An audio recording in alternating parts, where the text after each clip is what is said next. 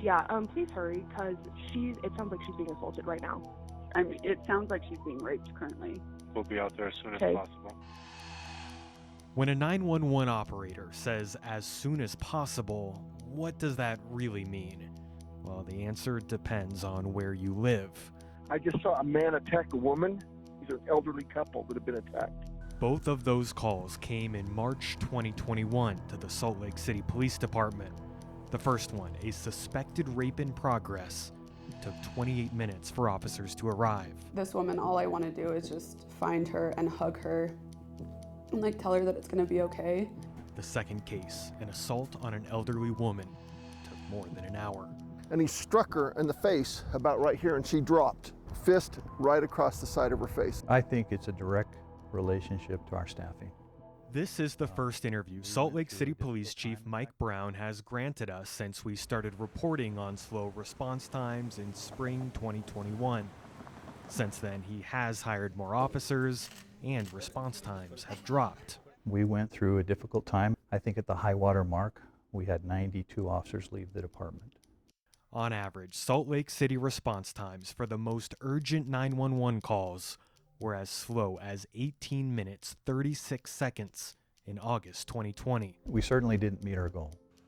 That goal for Priority 1 calls, according to the department, was 4 to 5 minutes, but more than a year after our first story, we received multiple emails from the chief's new spokesperson, accusing us of making up that number. Quote, "We do not believe your reporting on this matter is accurate."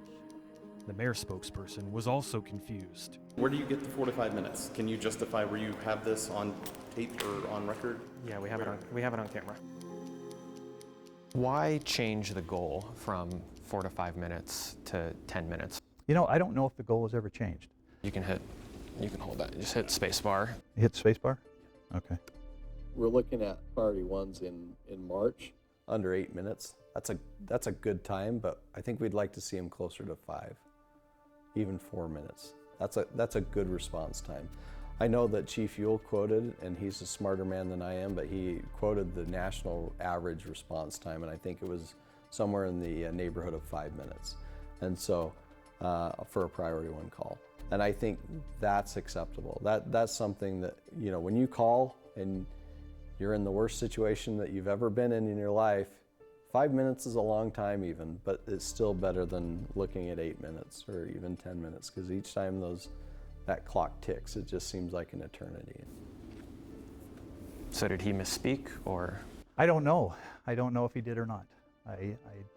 That is the first time I've heard that in its entirety. Over the past year, the city's average response time for Priority 1 calls is 11 minutes and 58 seconds. We asked both the mayor and chief how they arrived at the new goal of 10 minutes. That is not a politically directed number, but it was arrived at by the chief. That's just been something that we've always looked at. It's a good average. Disingenuous. It seems disingenuous, because here's the thing. That's not an expectation that the public should have. Chris Bertram used to be deputy chief of the Unified Police Department.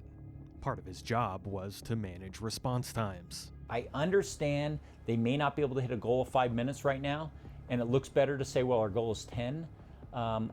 It's fake.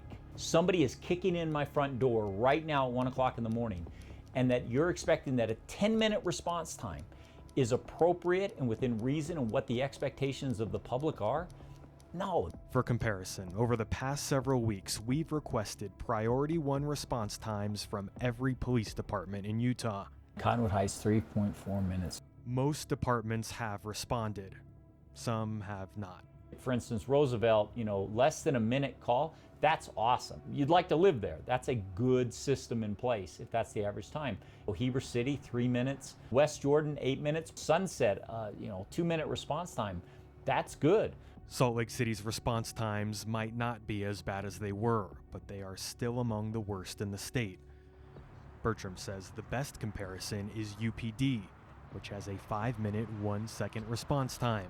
The mayor disagrees. You really can't compare Salt Lake City Police Department to any other department. Salt Lake City is a safe community. It's a great city. This is a great police department. Both the chief and mayor have talked about how violent crime is down 3.6% over the past year, but according to their own report, violent street crime is up 20% over the past 2 years. The truth is, nothing's changed in Salt Lake. It was unique in 1990, it's unique today. This is not new. Matt Evans, a former Salt Lake City police sergeant, says the city's high crime and inability to respond quickly is one of the reasons he left. Crime is what it is. Most of the time it's generated by people that you can't control, but trying to put a glossier coat on it doesn't do any favors for anyone. I have one of my children live in Salt Lake City, and it scares me. It scares me that if she was the victim of a violent crime, or a violent crime was in progress and she needed the help,